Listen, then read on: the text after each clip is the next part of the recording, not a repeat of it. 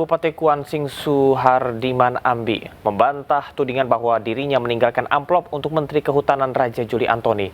Bantahan ini disampaikan usai menjalani pemeriksaan lanjutan di Gedung Merah Putih KPK pada Jumat siang.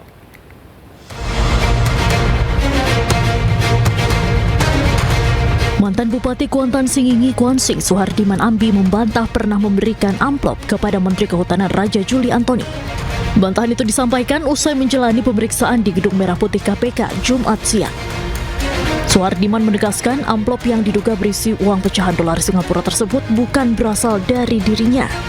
Bahkan ia mengaku tidak mengetahui adanya amplop yang disebut ditemukan usai pertemuannya dengan Raja Juli. Di amplop Pak.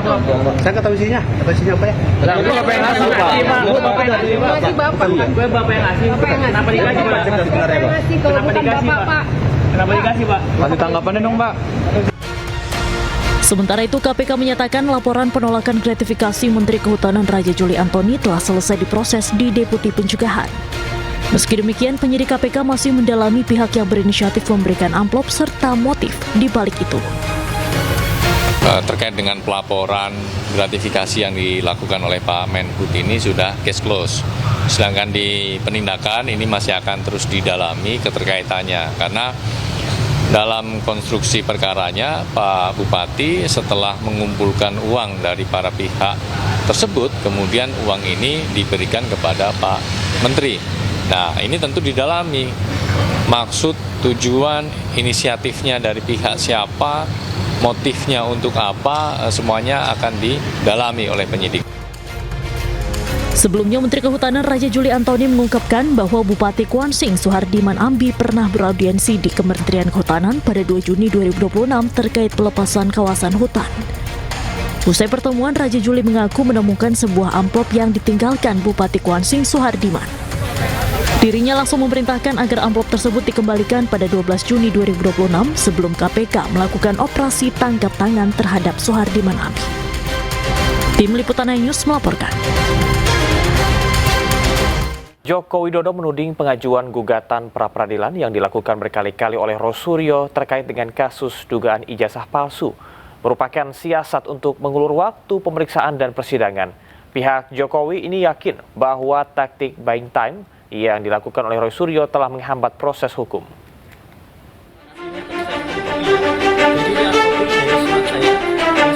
Pihak Joko Widodo menuding pengajuan gugatan pra-peradilan yang dilakukan berkali-kali oleh Rosuryo terkait kasus dugaan ijazah palsu merupakan siasat untuk mengulur waktu pemeriksaan dan persidangan. Pihak Jokowi menilai pengajuan pra-peradilan yang dilakukan berulang kali oleh Rosuryo hingga gugatan kedua dan ketiga tidak logis dan hanya sebagai taktik buying time atau menghambat proses hukum. Dengan pengajuan pra ketiga kan semakin terbukti dugaan kami bahwa ini untuk mengulur-ngulur perkara, yang berarti kok tidak confidence Bang Roy maju dalam persidangan dengan segala pembelaannya. Apalagi kalau tadi disampaikan argumen bahwa terdakwa belum menerima panggilan, sesuai ketentuan KUHP pada saat berkas dilimpahkan oleh jaksa ke pengadilan, tentunya terdakwa atau penasihat hukum ini sudah menerima tembusan salinan pengiriman berkas termasuk dakwaan, yang artinya secara yuridis sudah tahu adanya pelimpahan berkas ke pengadilan. Kubu Jokowi berpendapat Rosuryo kembali mengambil langkah hukum dengan mengajukan permohonan pra-peradilan ketiga ke Pengadilan Negeri Jakarta Selatan. Kali ini Roy mengajukan gugatan yang berfokus pada tuntutan ganti kerugian terhadap jajaran Polda Metro Jaya dan Kejaksaan Tinggi DKI Jakarta.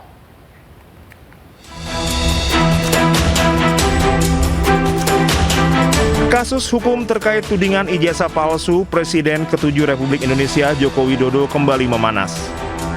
Di tengah masih bergulirnya pra-peradilan kedua, Rosuryo kembali mengambil langkah hukum dengan mengajukan permohonan pra-peradilan ketiga ke Pengadilan Negeri Jakarta Selatan. Berbeda dari dua permohonan sebelumnya, kali ini Rosuryo mengajukan gugatan yang berfokus pada tuntutan ganti rugi terhadap jajaran Polda Metro Jaya dan Kejaksaan Tinggi DKI Jakarta. Yang kami ajukan untuk yang ketiga ini bukan pasal 35 ya Undang-Undang ITE, tetapi permohonan ganti rugi. Jadi permohonan ganti rugi itu menyusul kemenangan kami di dalam pra-peradilan pertama. Karena pada pra-peradilan pertama sebenarnya ada permohonan rehabilitasi dan ganti rugi kan. Tapi ganti ruginya tidak dibunyikan, rehabilitasi dibunyikan. tetapi hakim mengatakan itu harus permohonan terpisah. Karena permohonan terpisah ya kami ajukan lagi dan rasanya tidak ada halangan untuk dikabulkan, hanya mungkin dikabulkan berapa besarnya ganti rugi itu kan.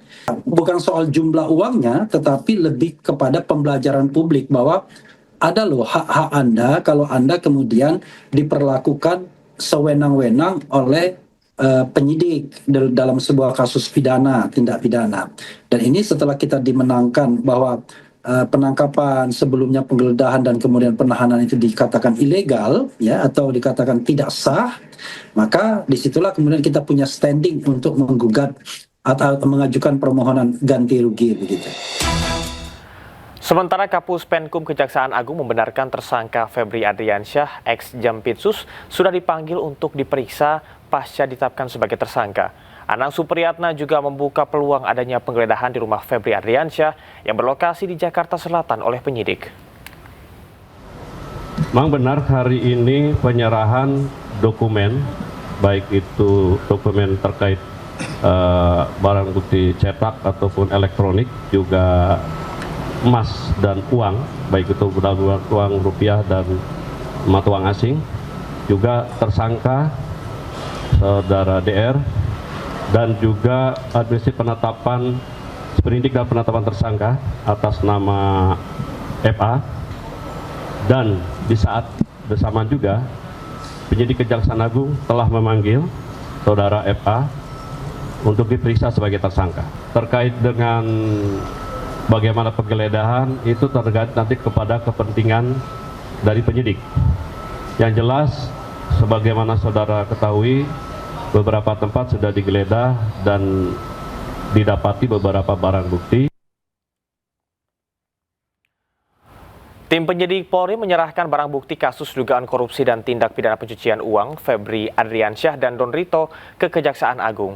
Beratnya barang bukti memaksa koper harus diangkat 3 petugas.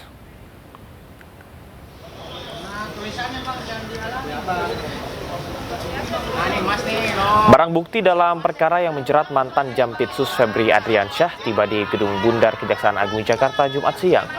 Barang bukti tersebut diangkut menggunakan kendaraan taktis Brimob dari Polda Metro Jaya menuju kompleks Gedung Bundar Kejaksaan Agung. Barang bukti yang dibawa terdiri dari box berukuran besar, 8 koper, 1 kardus, serta 1 brankas berisi uang tunai hingga batangan emas.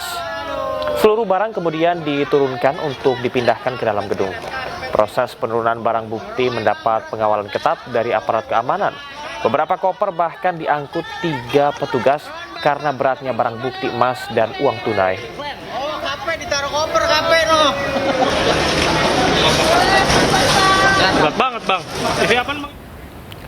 Kabid Humas Polda Metro Jaya, Kombes Pol Budi Hermanto menjelaskan bahwa seluruh barang bukti dinyatakan asli, termasuk dolar Amerika dan juga dolar Singapura, serta emas 74 kg. Rangkaian kegiatan hari Jumat 17 Juli 2026 ini, penyerahan perkara lanjutan baik berupa rangkaian dari tanggal 11 berita acara administrasi penyidikan, hari ini barang bukti dan tersangka. Ini merupakan wujud secara sinergitas Kejaksaan Agung Republik Indonesia dan Kepolisian Republik Indonesia tetap mengedepankan etika kelembagaan dan nurani di dalam proses penyidikan. Kami laporkan kepada teman-teman sekalian bahwa pelaksanaan uji barang bukti berupa uang rupiah sebanyak 71.082 lembar dengan nilai nominal 6.059.506.200 dinyatakan asli berdasarkan hasil pemeriksaan Bank Indonesia melalui surat nomor 28/8 DPU tanggal 14 Juli 2026. Barang bukti berupa 74 batang emas lantakan dengan total berat 74 kilo 01414,59 gram atau sekitar 74,01 kg dinyatakan memiliki kadar 23 karat berdasarkan hasil pemeriksaan PT Pegadaian melalui surat nomor 271-00016.00/2026 tanggal 14 Juli 2026. Selanjutnya terkait tentang barang bukti uang dolar Amerika Serikat dengan nilai nominal 6.370.921 dinyatakan sebagai mata uang asli berdasarkan hasil pemeriksaan United States Secret Service melalui surat tanggal 16 Juli 2026. Pemeriksaan ini dilakukan melalui proses-proses yang sudah ditindaklanjuti baik fisik maupun laboratorium, serta barang bukti uang dolar Singapura dengan nilai nominal 16.068.804 dinyatakan sebagai mata uang asli berdasarkan berita acara pemeriksaan laboratoris kriminalistik Pusat Laboratorium Forensik Barreskrim Polri nomor lab 4675/DUF 2026. Sebagai kuasa hukum ex Jampitsus Febri Adriansyah, hari ini Hotman didampingi pemeriksaan Febri Adriansyah sebagai tersangka di Kejaksaan Agung.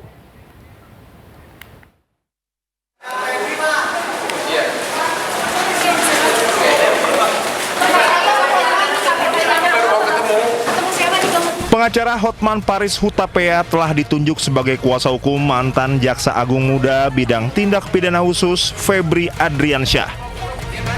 Hotman pun mendampingi Febri menjalani pemeriksaan di Gedung Kejaksaan Agung Jakarta.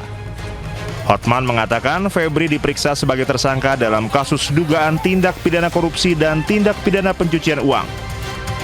Sebelumnya Hotman mengungkapkan ditunjuk sebagai kuasa hukum Febri. Surat kuasa diserahkan kepadanya pada Jumat pagi. Tim Liputan Anyus melaporkan.